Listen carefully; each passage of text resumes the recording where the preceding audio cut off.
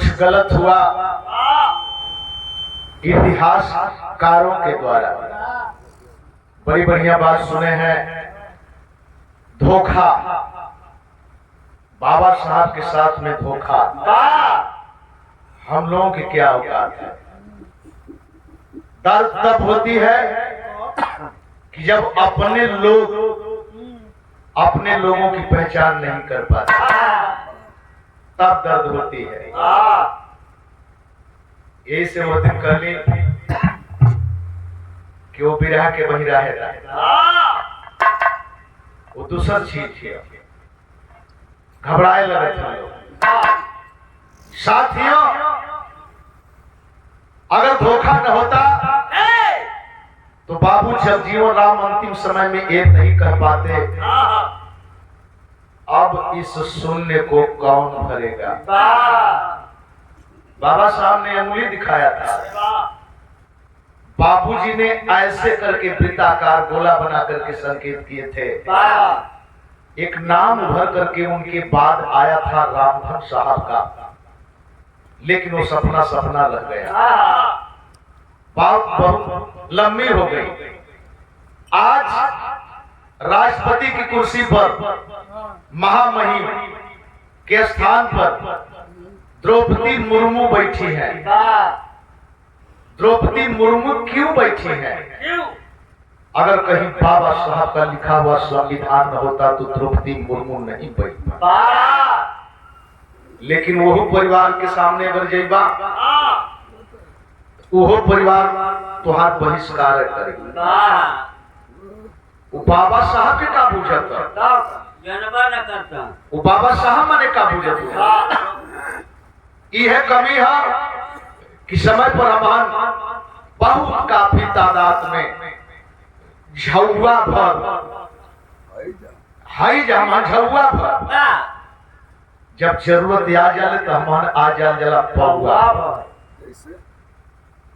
जैसे वोट गनाए लगला, वोट देवे से पहले ये होला कि हमारे यहाँ इतना वोट है, हमारे यहाँ इतना वोट है, हमारे यहाँ इतना वोट है, विधानसभा में मन इतना है जा के हराई मन के।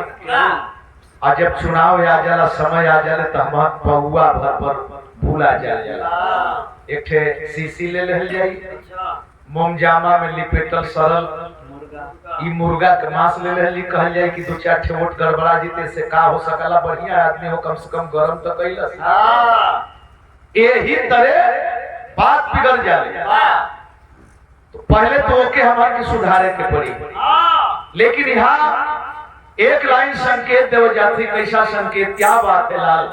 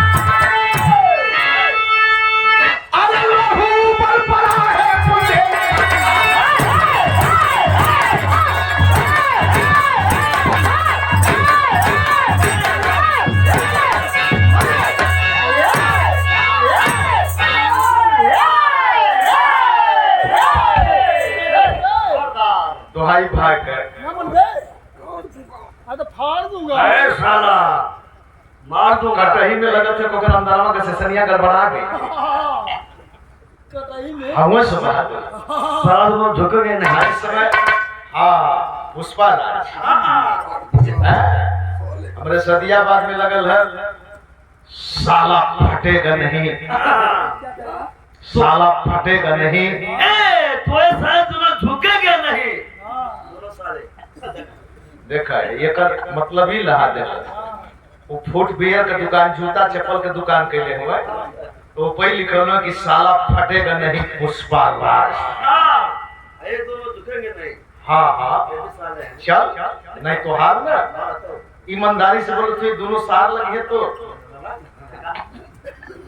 हाँ तो अगर दोनों सार लगी है ये दोनों जानी कई औरत तो सरहद भैली आपका है ना, औरतिया दूसरा कुछ हो गई है, औरतिया बहन हुई है, इसको तो सार हो गई ना।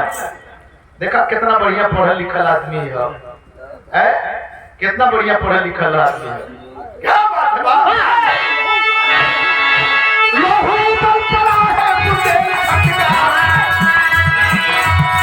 आजाद होगा भारत का राष्ट्रमंत्र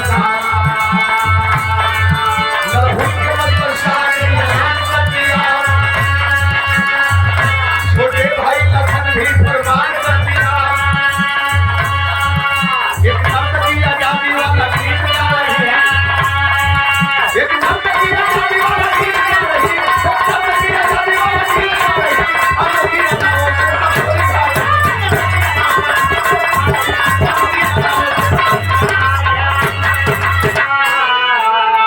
गौर करेंगे नरहुल के मधुकर गरीब परिवार,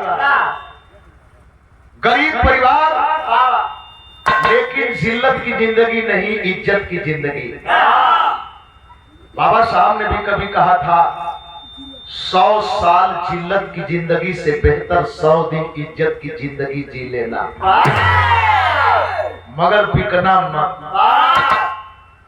हमारे सतप्रकाश भाई सुतगल हुए बहुत पहले बाबा साहब की वकालत, तीसरी वकालत में ये चीज मैंने दिया था।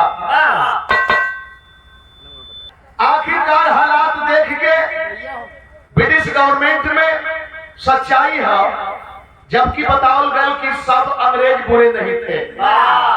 अगर सब अंग्रेज बुरे रहे होते तो हम लोगों को इतना बड़ा जगह मिल भी नहीं पाता। लेकिन कुछ याताताई तो थे, आज भी है, आज भी है, हमारे बीच में है, आपके बीच में है, हम पहचान नहीं पाते हैं। देखें यही में पहचान बताओ जाते धोखा। आखिरकार गांव के लोगों के इकट्ठा कैले, हर बिरादरी के लोगों के इकट्ठा कैले, इकट्ठा करके हाथ जोड़ के खड़ा भइले का होखे के चाहिए। एक बार पुरनिया के आवाज सुन के गांव के जवान तैयार हो गए, गांव के जवान तैयार हो गए, 10-12 जवानों का नाम लिखल गयल कि अब हमार मान सम्मान के जिंदगी जियल जाई। अगर हमार के गांव के ऊपर केहू बुरी नजर देखी ओकरे साथे हम संघर्ष कर लेकिन हाई देखे वही गांव में, वही बगल में, ई गांव में पंचायत होती है, बगल में वो तवायफ रहल, और तवायफ यही तरह के केहू के प्रोग्राम में नाचे गावे बदे गई बा। सास समाज लेकिन नाचत गावत है, तबले अंग्रेज यही पकड़ले कहला कि अबे साली चल हवेली पर नाच, बहुत इनाम मिलेगा, बहुत बढ़िया नाचती हो, बहुत बढ़िया छुअत नहीं तो अगर पगलिया जाए। हाँ भैया बहुत बढ़िया नाचती है, आए है पगलिया गई, नुकसान कर दी। कहती लोग वीडियो मांगता है। एक खबरी सब्जी प्रोग्राम हमारा है और चंदौली सैदुपुर में, अब वही नई है, गोड़ ओड़ फरलस तो हम करी कि ठीक है, भाव का तो ठीक है। अब तबले कहते कि लोग वीडियो मांगत हुए, तो वीडियो में ऐसे ऐसे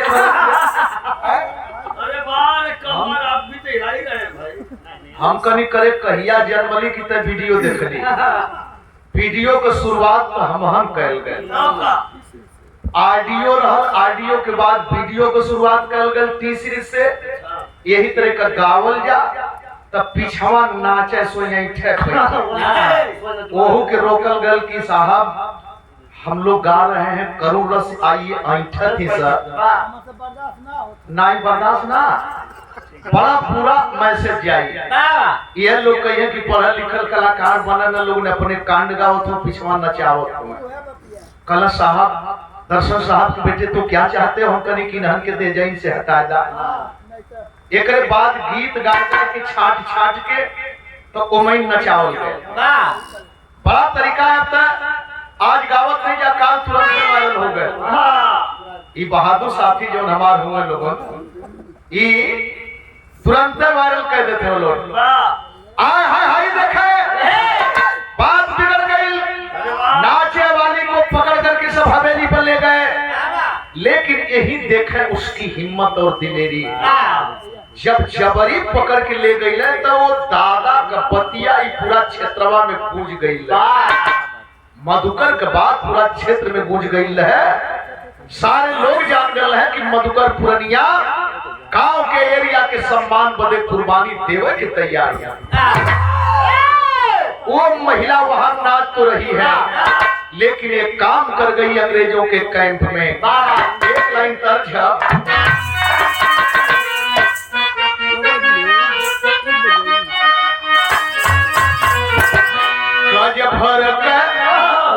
गज भर गुजारिया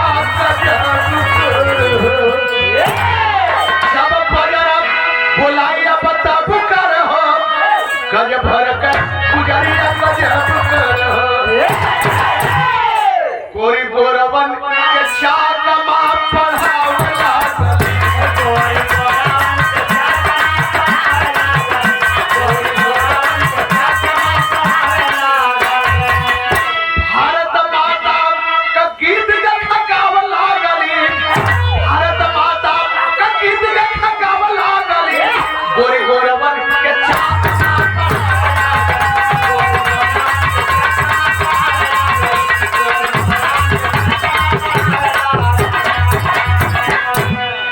मुखलाल भैया का भाई तकलीफ बोले तकलीफ अपन देखलस कि निकाल के शराब का बोतल खोले लगल। बड़ा शौकीन लड़का। इंग्लिश बोतल जब खोले लगल और जब चुस्की लेवल लगल तो समझ गई मेरी बहन। कैलस का हथवा से अपने पियावली शराब हो, हथवा से अपने पियावली शराब हो। 17 जन रे जवानी के कह देला खराब।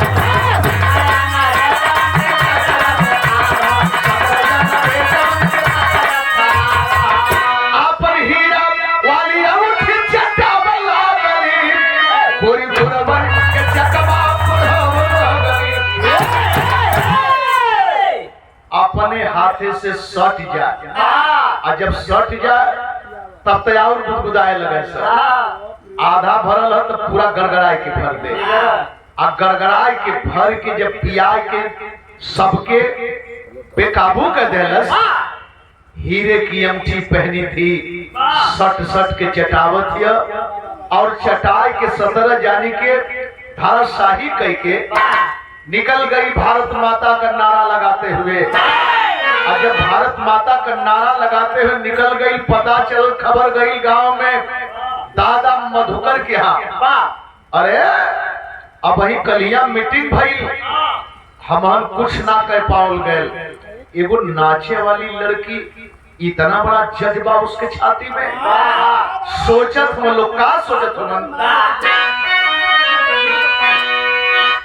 क्या बात है, क्या बात है?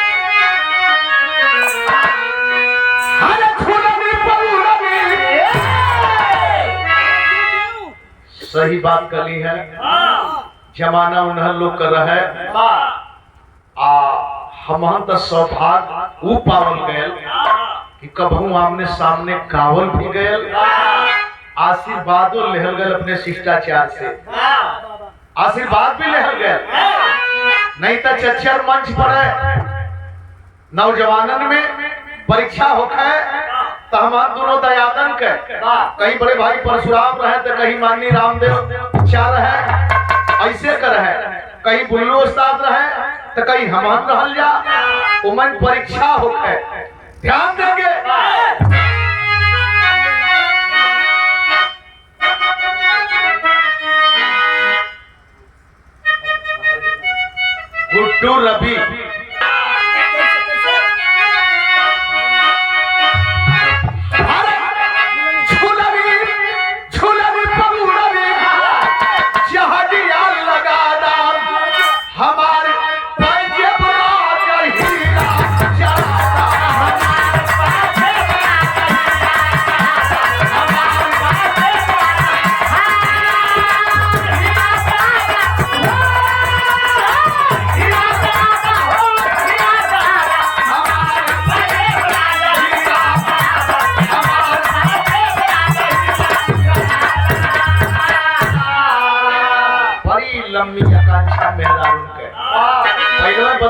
रोज मांगे नथुनी पर, ओढ़नी पर, पैजनी पर, ई कितना चीज गांजदा तो भाई जब वही में यहाँ हमार हो बड़ी लंबी आकांक्षा है, बड़ी ऊंची सोच है। यही से कहिला कि रोज देत रहबा, भरत रहबा, वो कहियो ना न करी है। एक काम जरूर करे के चाहिए हमहनो के मर्दन के, हम मर्द हैं, हमहनो करे के चाहिए कि इनकर 100 का 100 सकारिला। ये जितना फरमाइश करते हैं 100 का 100 सकारला करा एक को देखा फूल के गुब्बारा हो गई। अब फूल के गुब्बारा हो गई है, इकट्ठे हो में बात चो कह दा, लेकिन इनकर पूर्ति ना हो। कौनो रहल यही तरह के फरमाइश कैले से ना लिया, मर्द फूल के गुब्बारा हो गई। उसे न मर्दा से न बोलत है, न पानी न दाना, झूठ ही बिना बीमारी के जब देखत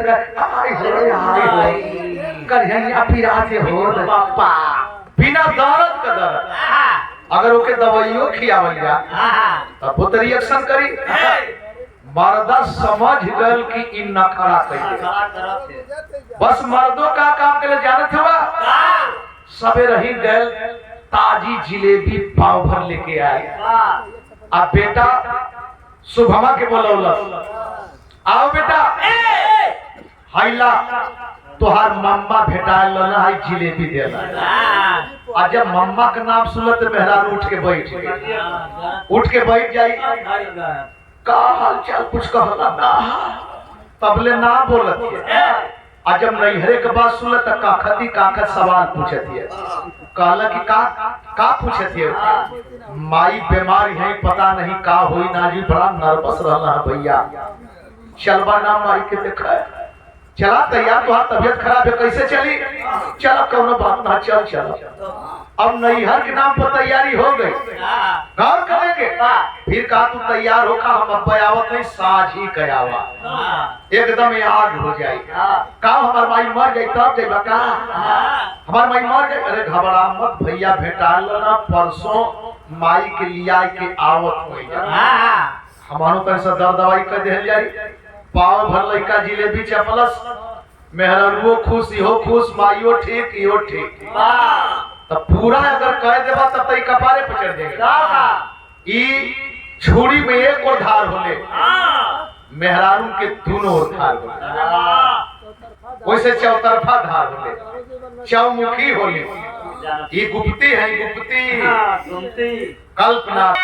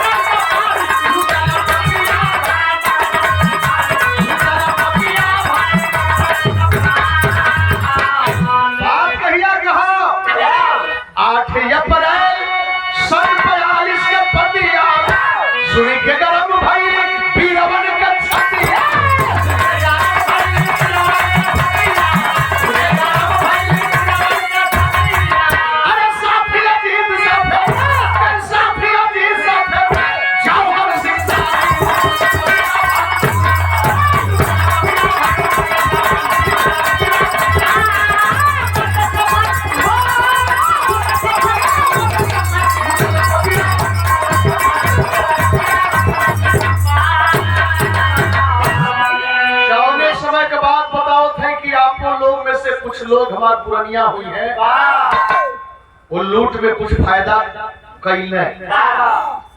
मोहम्मदाबाद, नंदगंज, सैदात, मऊ या जमगढ़ कौनो जगह बाकी ना रहे। लूटे वो जैन से केहू लेके आवे, बीचे में उखी में रहर में बजरा में धरे, फिर जा दूसर की गठरिया में साहब तबले तीसरा का देख के वजन से वो गठरिया लेके भाग। गंज में भी गोली चली, सादात में भी गोली चली, कौनो जगह बाकी ना रहा। वो भी बीच में हमहू बताइला कि हमरो छोटका बाबा बाबू नंदन अंग्रेजी फौज का सिपाही रहले। वो लोग बतावल कि वो बीच में इहो लोग दो चार ठे फायर ठोकले, बचाए के झोंकले कि मार के झोंकले, कहीं न कहीं मजबूर थे। तो ई हालात रहल, चारों तरफ हल्ला मच गया, नाम सामने आ गया। 50 हजार का इनामी बनले जवान। कब बनले?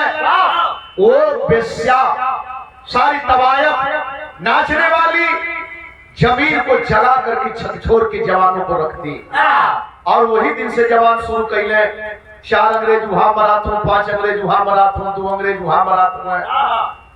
42 में ही ब्रिटिश गवर्नमेंट का पैर उखड़ गया, लेकिन सत्ता रहल उनकी, सब कुछ उनका था। आया है जब नाम सामने आ गल, एक दिन संजोग देखे बिगड़ था। बाबू मधुकर बाजार में घेरा गए। पता चल गया सिपाहियों को कि मधुकर इसी बाजार में है। 144 धारा है, कर्फ्यू लगा है, लेकिन नाकाबंदी हो गई, मधुकर निकल के जाने न पावे। आया है वही बीच में देखे मधुकर सोचत हुवन, अंधेरी रात हो गई, रिमझिम बारिश होती है। अब बचब ना तो देखल का एगो खिड़की खुलल है, खिड़की के जरिए एगो चिराग टिमटिमात था, चिराग जलत था। आस्ते आस्ते कोड़ दबा के करीब में गईले जब खिड़की के, तो देख रहल हो कि एक नौजवान युवती बेसुध सोई है। आए है बड़ी सुंदर वो नौजवान युवती है। आस्ते से इशारा करके जगाते हैं, बहन दरवाजा खोल दे। लेकिन कहला कैसे?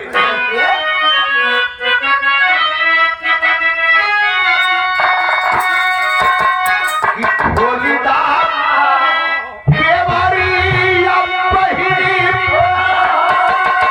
घेर लया त्याचरिया हो तुम्हारिया तोहरिया, हो तुम्हारिया तोहरिया।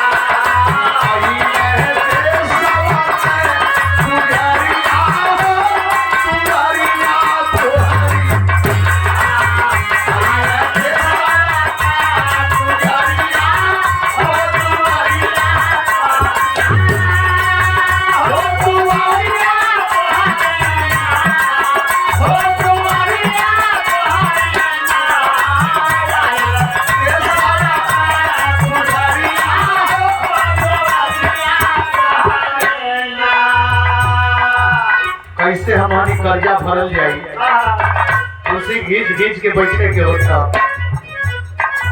और ये चीज भूलेंगे नहीं, क्या भाव है लोगों के अंदर। विरहा के माध्यम से जितना बड़ा त्याग तपस्या कर दिली, आज वही पर कलाकार चले का काम करते। हिम्मत ना पड़े लोगन के, न गावे के न गवावे के। काल वही तो बता रहे हैं कि माननीय मुलायम सिंह यादव स्वर्गीय, उनके बॉडीगार्ड ओम प्रकाश यादव बुलाए थे चंदौली में। और जब गाने लगे, बोलने लगे, एक बात मैंने बोल दिया समता पर, बड़े भावुक हुए। कलाकार भटक रहा था, कलाकार बांटने की बात कर रहा था। मैंने कहा नंदलाल न कभी बांटने की बात किया है न करेगा। और हमारा समाज जे के लोग दूसरे नजर से देखेला, ये समाज हर लोगों का पीड़ा सहबो करेले और हर लोगों के दवाई का व्यवस्था भी करे। अगर सही ना हो तो दूसरे के आरक्षण बदे जोगा मुशाही में 4 जवान शहीद नहीं होते। लेकिन बाद में लोग जाने के रे, जिस पर हम उंगली उठा रहे थे, हंस रहे थे, क्या कस रहे थे कि कहले हम लोग आरक्षण लेवे, इता हमरे हक बदे जवान मरा गई। आज बात सामने आ गई, ध्यान देंगे तो रीडिंग है। समाज का ऋणी होना चाहिए, एहसान मानना चाहिए। मार खा करके भी दूसरों को मारने से बचाने का काम लोग करते हैं। ये जही रास्ते से आवाज दिलन, नजर खुली, वो नौजवान युवती उठी, सिकड़ी खोलती है और सिकड़ी खोल के जब अंदर ले गई तो भैर का ले गई भीतारी, अब बैठे खोलनी केवाड़ी या गई घर के भितरिया, हो तुवरिया तुम्हारे ना, देखे घूमा के नजरिया,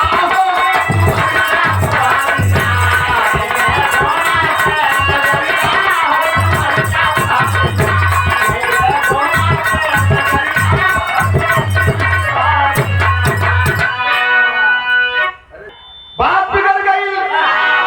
आए है चरपाई पर गई, बेड पर गई, बैठ के चारों तरफ नजर घुमा के देखत हुआ, देखत देखत मुंह से निकल गल, बहन इतनी बड़ी हवेली में तुम अकेली दिखाई दे रही हो। एक शब्द झकझोर करके उस तवायफ को रख दिया। झरझर झरझर आंख से आंसू। भैया आपने क्या कहा, आपने क्या कहा? फिर बोला, भैया कदर पगली, बहन तो कहा, बहन तो कहा, बहन कहने लायक हो तो मैं कहूं क्या बहन? खलस की ना हो भैया ना, जानत हुआ हम क्या है? कल कौन है बहन? फिर मुझसे निकल गया, रोवत या अपन पहचान बतावे लगल, वहां का समस्या बतावे लगल।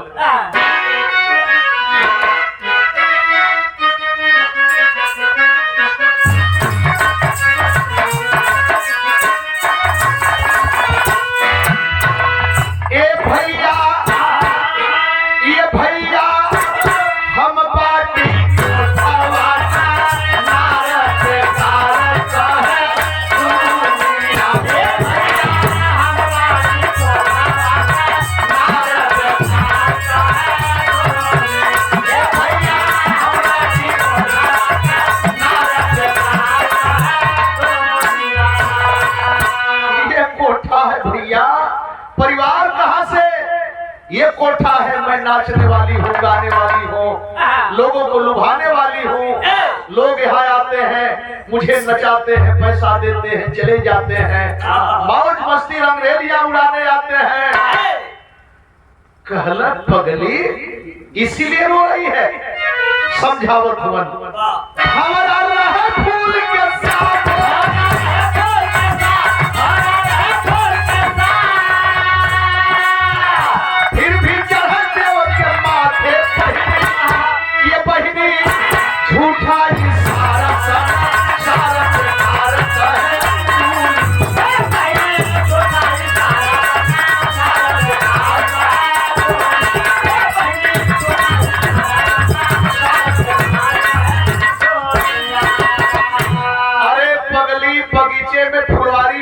खिलते हैं। उदाहरण दे के समझावत हवन।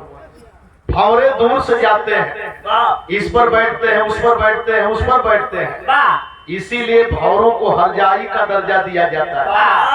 लेकिन फूल पवित्र का पवित्र ही माना जाता है। जानती है बहन, उसे माली तोड़ करके ले जाता है, पवित्र समझ करके कहीं भी रख देता है, लेकिन भंवरा पवित्र नहीं कहा जाता है। आए है तू पाक है पगली, तू पवित्र है। सुरेंद्र भैया, तू पाक है। जो लोग ये कहते हैं दूषित उनकी मनसा है, वो दूषित है, तुम नहीं दूषित हो। तुम पवित्र है बहन, तुम पवित्र है, देवी है पगली, तू देवी है। कहला कि तू पवित्र है, पाक है। बगल वाले बेड पर सो करके बिता लिए। 3 बजल भोर, और जब 3 बजल भोर हो भैया, नींद टूटल। और जब नींद टूटा उतर ताकत रह गई। तवायफ जो है ताकती रह गई, देखती रह गई नीचे ऊपर। आज पहली बार मेरे दरवाजे पर कोई, मेरे चौकट पर कोई आकर के इस आप पवित्र शरीर, इस आप पवित्र घर को बहन कह करके देवता पवित्र कर दिया। देख एक शब्द उस तवायब को बदल दिया मेरे दोस्त। लेकिन भोरहरी में जब उठला कल बहनी अब निकल जाई, अब चल जाई, और जब जाए के भैला तबले दरवाजे पर खड़ी हो गई, खड़ा हो के यही तरह के अचरा फैला के कलश की भैया कुछ मांगत है। क्या मांगती है बहन, क्या मांगती है? मंगली का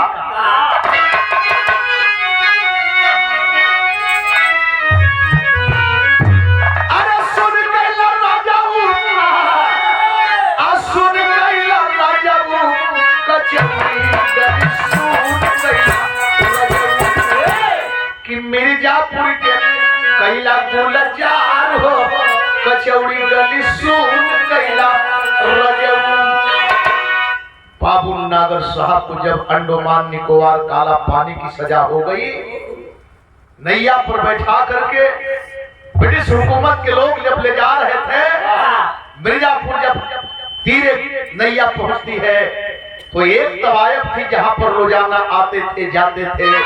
जब उसे पता चला दौड़ करके आई और देख करके यही कही थी कि सेठिया पर लोट काला हो दिया पर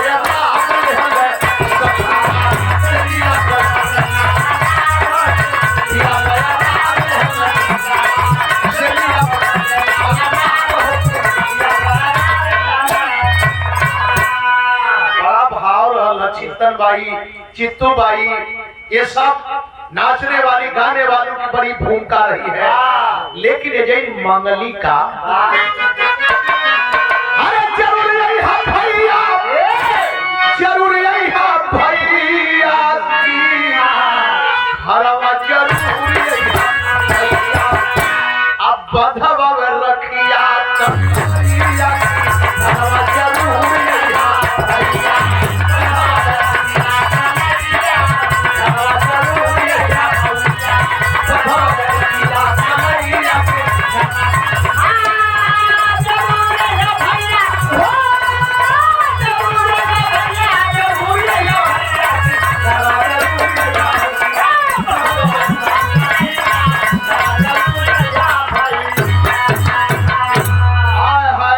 मांगती हूँ भैया कि आप रोज न आवे, चलेगा, लेकिन रक्षाबंधन के त्योहार के दिन अगर इस गेट पर आप आ जाएंगे तो मैं समझूंगी कि मैं बहन हूँ और आप मेरे भाई हैं। कहल पगली कहिया रक्षाबंधन का त्योहार है? कहल परसों भैया, परसों दुनिया की हर दीवार को फांद करके आना पड़ेगा। कर्फ्यू चल रहा है, मैं 50,000 का इनामी हूँ, लेकिन जरूर तेरा भाई तेरे चौकट पर आएगा रे, जरूर तेरे चौकट पर आएगा। और रोबत का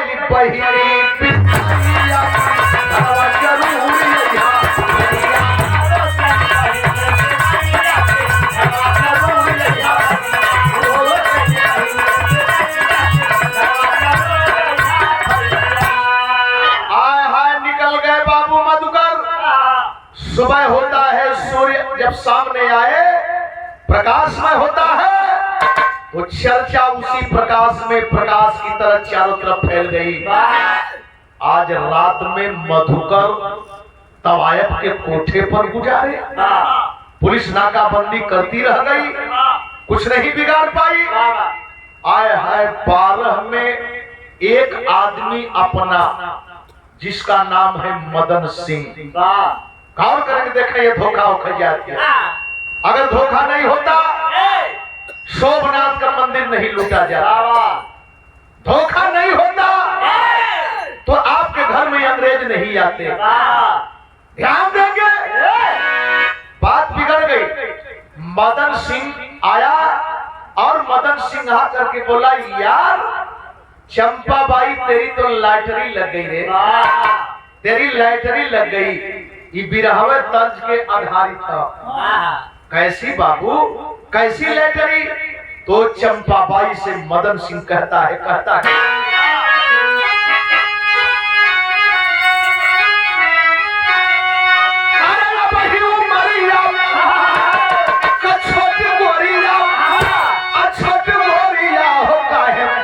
रंगले पारू लाल लाल एक बात कविता बतौली है कि हम नंदलाल रवि जी के कुछ कहबे न करी, कहे के चाहिए के कहबू, जब अपने के ना कहबू तो के कहबू, अपने के मतलब तो दूसरे अर्थ लगाते हैं। हाँ कहे की चाहिए। अच्छा अगर तू ना कहते हो तो नंदलाल कहाँ भाला लेके काटत हूँ मैं। नंदलालो तो उतने प्यार दिले, उतने प्रेम दिले। कबहू कैसे में जब शरीर उखमजल तो मुंह से निकल गल कविता की मुर्गी, वो प्यार साहब मुंह से निकल गल एक तरह उखमज के जब बिहार डोली तो बनी बाहर कविता की मुर्गी, ये मुर्गी के हिम्मत की मुर्गा के टाइट बोले बड़ा कैसे धुआंधार पिकल कविता किस मुर्गी, कविता किस मुर्गी कहले कि भैया तू कहना देला कि सरवा कुल गवैया हमके मुर्गी मुर्गी कह दे, हम कनी चलाई भाव रहल ना एकदम एकदम एकदम एकदम जाए। और होता क्या है हाय हाय कहा क्या, अरे बोला मदन सिंह जब पास यही बार दुलही यही बार दुलही हो यार भूल गली लेटरी तो हार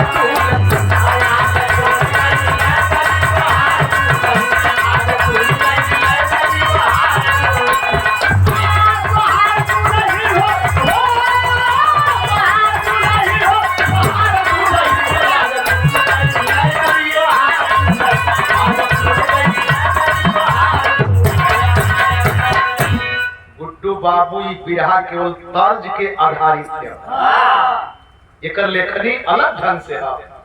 और कैसन बाबू कल के छुपा रही हो, मैं जानता हूँ सब कुछ मैं ही नहीं पूरा क्षेत्र जान गया।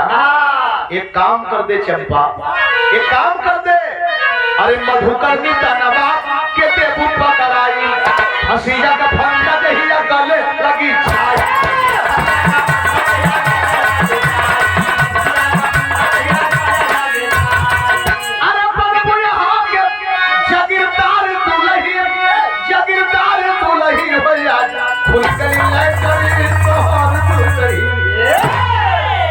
जानती है तुम्हारे कोठे पर कौन आया था? 50,000 का इनामी मधुकर।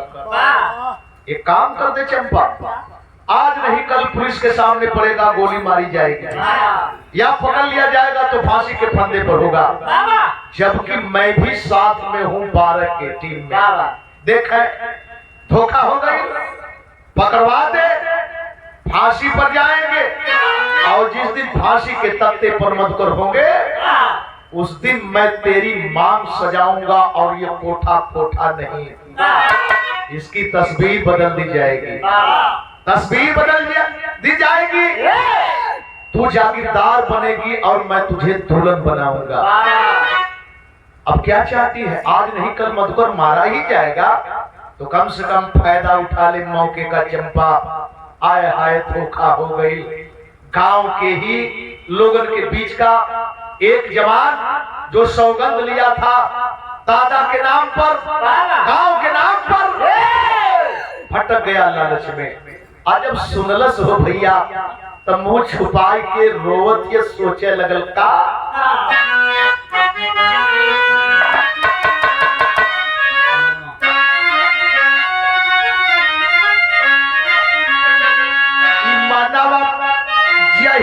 पैसा पर बिकी, कि मानव चाहिए पैसा पर बिकी, गले का हार प्याल पर डस नहीं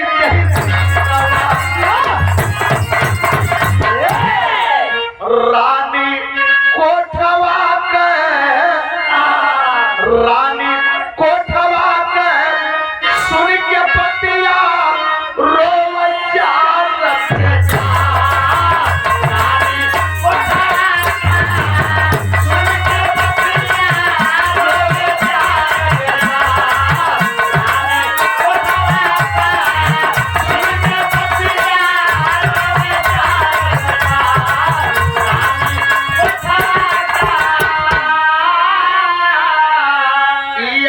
मन के पीत मदन सिंह ये गवर धर्म के भाई एक बार पाप का कठरी सर पर एक बार भारत साई के रानी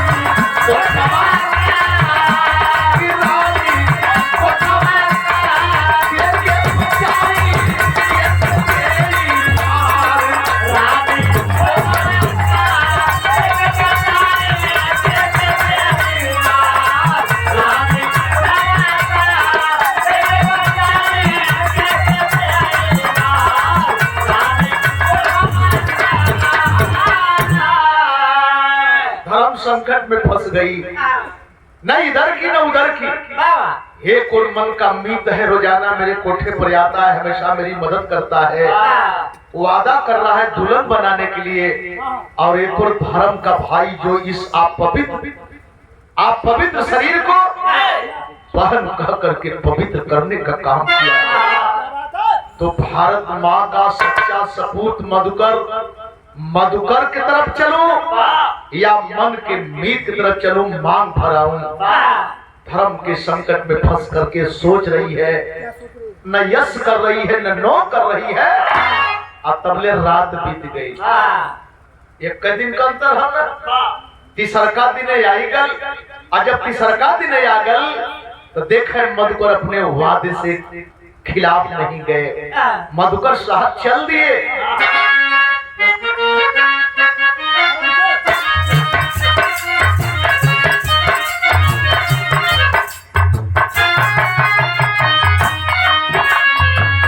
रखिया के सीने मधुकर अपनी भावना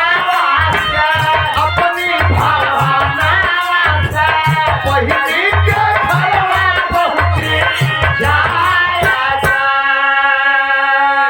जनले नाम विधनाया विधि का विधाना हेरले पुतैया सबली वादा निभाने देश का सच्चा सपूत मधुकर चल दिए। आज बहन के दरवाजे पर जाना है, राखी बनवानी है।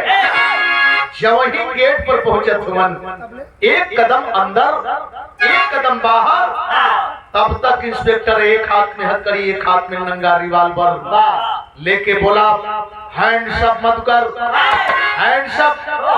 अब तेरा खेल खत्म मधुकर, अब मेरा खेल शुरू होगा। अरे ये क्या? नजर घुमा के देखत हूं तो चारों तरफ बंदूकधारी पुलिस वाले पहले से घर में तैनात है।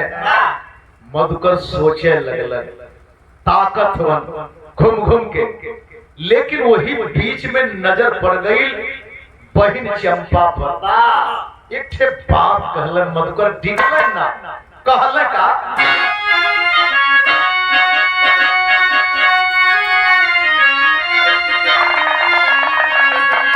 अरे बोले मधुकर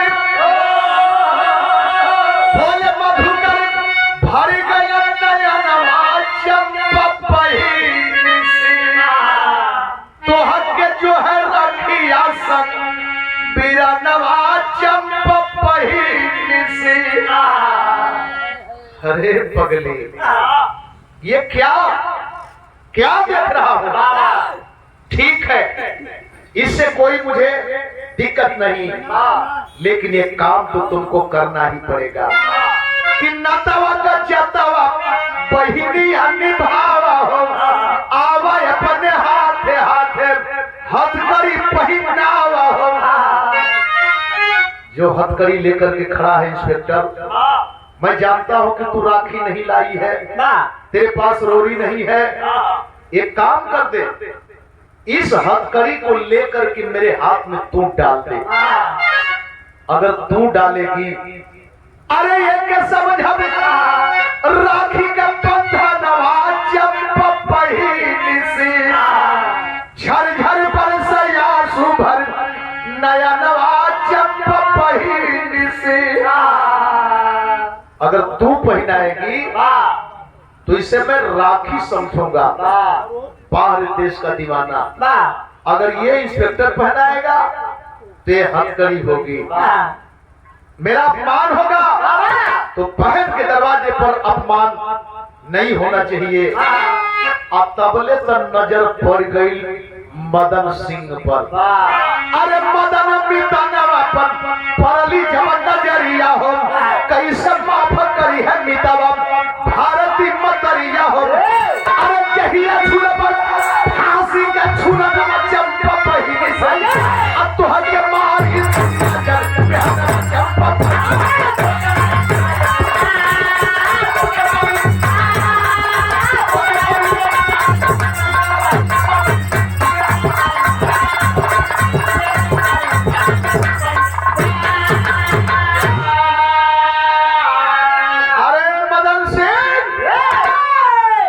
अगर तुम्हें रुपया ही चाहिए थी तो मुझसे कहा होता मेरे यार, सब कुछ बेच देता, मगर तुम दोस्त था ना।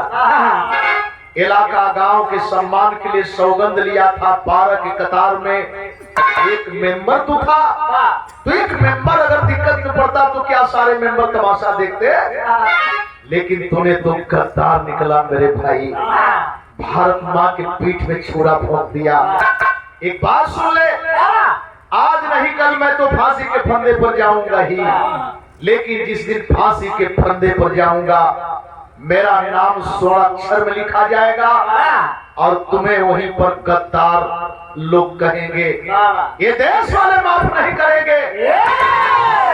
आए हाय तब तक इंस्पेक्टर हथकड़ी डाल दिया। और जब डाल दिया बोला मत कर, अब समय नहीं है, बोला रुक जाओ, भागने को होता तो यहाँ बहुत कुछ हो जाता, लेकिन भारत का शेर भगोड़े नहीं बन सकते।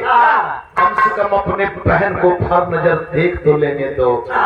इतना के बावजूद खड़ा होकर कहला बहनी, एक बाप कहला का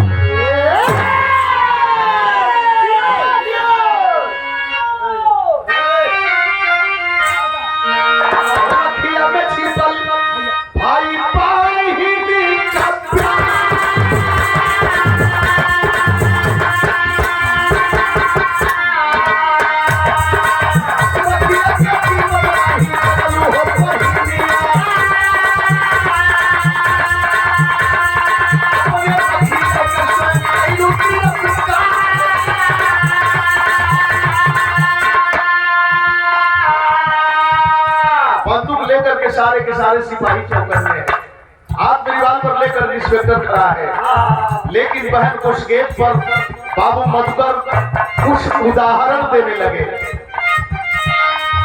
यह राखी ले आई यूनान का छोकरिया, राजा पुरस्मी के सही दरबार, अपना रखिया के पार के पहिया,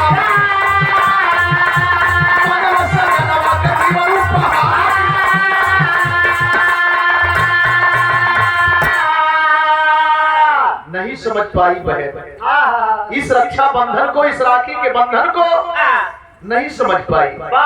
अरे यूनान से जब सिकंदर तैयारी करके चला, पोरस की तरफ कूच किया, पंजाब की तरफ कूच किया, तो किसी महिला से उसकी प्रेमिका पहले आकर के मिल गई, बोली कि बहन भारत के जवानों की मजबूरी क्या होती है, बता दी कि सुन, भारत का जवान एक कच्चे धागे पर मर जाता है और किसी को मार भी देता है। ये जान गई, पोरस के दरबार में गई, आंचल फैला करके भीख मांगी, पोरस के हाथ में राखी बांधी और भीख मांगी, मांग ले बहन क्या चाहिए, मेरा पति जिद्दी है, आपसे लड़ाई करेगा, हम जानती हूँ कि आपसे वो मारा जाएगा, माफ कर देना भैया, जीवन दान मांगती है एक प्रेम का अपने पति के लिए। आए हैं झेलम नदी के किनारे, दोनों सेनाएं आमने सामने हुई, जंग हुआ, 3 बार भाला उठा करके पोरस मारना चाहे, हाथवा उठावे तो रखिया लौक जा, रोक देला। आज जब आरेस्ट कर लिए सभी यूनानी सैनिक, सिकंदर समझदार व्यक्ति था, कहा पोरस बहादुर तू चाहता तो पहले ही वार में मुझे खत्म कर देता, लेकिन दुश्मन जानते हुए भी हमें तूने छोड़ा क्यों? हंस करके कैद है पोरस, हंस करके बोला कि तुम क्या आजमाओगे भारत के बहादुर को? अरे हमारे हाथ को तो तुम्हारी प्रेम का पहले से बांध चुकी थी, एक राखी के बंधन में। आए हाय, ये बात जब सुना तो लज्जित होकर के सिकंदर वापस गया। गौर करेंगे, इतना ही नहीं, हिंदू की बहन मुसलमान के हाथ में बांधी, छत्रारी कर्मा हिमाऊ के हाथ में बांधी, हिमाऊ के हाथ में बांधी। हिमाऊ तलवार लेकर के बीच में अपने मुसलमान साथियों के सामने खड़ा हो गया। रणजीत सिंह के लिए मुसलमान की बहन हिंदू के हाथ में, हिंदू की बहन मुसलमान के माथे, एक दूसरे के लिए कुर्बानी देने के लिए तैयार है। आज जब ये बात सुन ली, आए है लज्जित है, सर नीचे करके रखी है, पकड़ करके खींच करके लेके सब चल दिए। मुकदमा चली, मुकदमा के दौरान सजा हो गई, फांसी की सजा। आखिर में मधुकर को फांसी की सजा सुना दी गई। पूछा गया अंतिम ख्वाहिश क्या है मधुकर बाबू? कहला कि भारत के टुकड़ों पर पलने वाले तुम भारत के जवानों की ख्वाहिश जानकर क्या करेगा? कहीं आजादी छोड़ करके, मौत छोड़ करके, कल भारत का बहादुर कभी मौत से डरता ही नहीं, और आजादी की बात कर रहा है। तुमसे भीख नहीं मांगेंगे, ये मेरा अधिकार है, मेरी धन धरती है, तेरे धरती पर नहीं, तुम मेरे धरती पर है, और एक दिन तुमसे हम छीनेंगे, जबरी छीनेंगे। हाँ, पूरा करना चाहते हो? एक बार कोठे वाली बहन को मेरे सामने कर दो, जहां से पकड़ के लाए हो, एक बार मेरे सामने कर दो। और जब खबर गई चंपा बाई के, गौर करेंगे, चंपा बाई मदन सिंह से कली कहा हो, समय आ गई, चला सिंदूर ले ले, चला बड़ा खुश होके नहा धो के पाउडर वाउडर लगा के चल रहे मदन सिंह। चंपा बाई भी जाती है। आज जब मधुकर के सामने पड़ती है चंपा, मधुकर बोले शाबाश बहन शाबाश, मुझे विश्वास था कि मेरी बहन जरूर आएगी, लेकिन जानती है मैं बुलाया क्यों? क्यों बुलाया?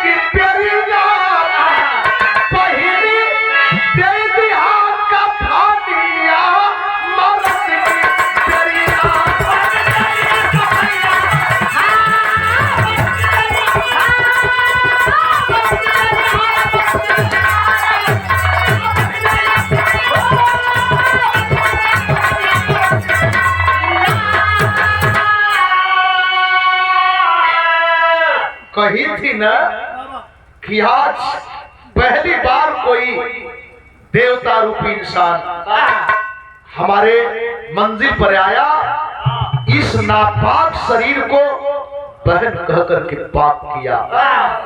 वही भाई तेरा सामने खड़ा है रे, तू भले भटक गई, लेकिन तेरा भाई तुझे पहचान रहा है कि मेरी बहन है, धर्म की बहन है। एक काम कर देना, अब तो मैं फांसी पर जाऊंगा, फांसी के फंदे पर जाऊंगा, लेकिन मेरे मर जाने के बाद मेरे सौ पर तू सौपट डालेगी, कफन तू डालेगी। बस मेरी अंतिम ख्वाहिश है बहन, अंतिम ख्वाहिश है, अपने हाथ से कफन डाल देना, बस कफन डाल देना।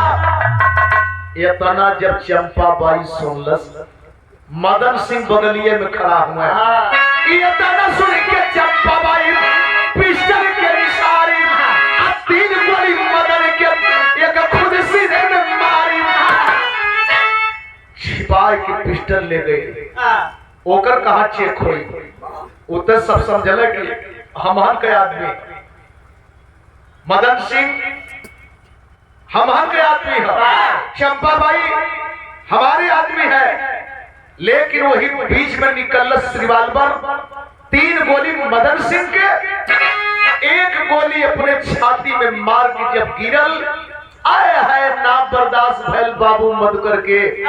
एक बात कल रे पगली हमसे बाद में अली पहले जाती रे बहन हमरे लसिया पर कफनिया के उठाई रे। अरे जब कहीं हम सीता पर चढ़त की पेरिया पहली दे दिहा कफनिया मरद की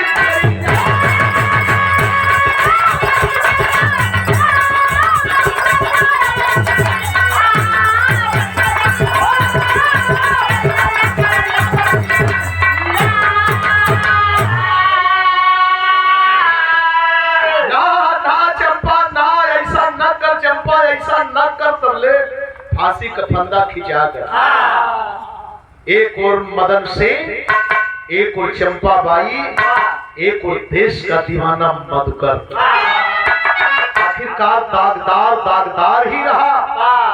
मदन सिंह को दाग नहीं छूटी, हमेशा गद्दार के रूप में जाने गए इतिहास में।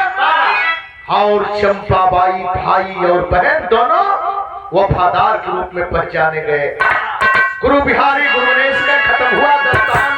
विमल चंद्रिका कवि केशव बच्चन से प्रेम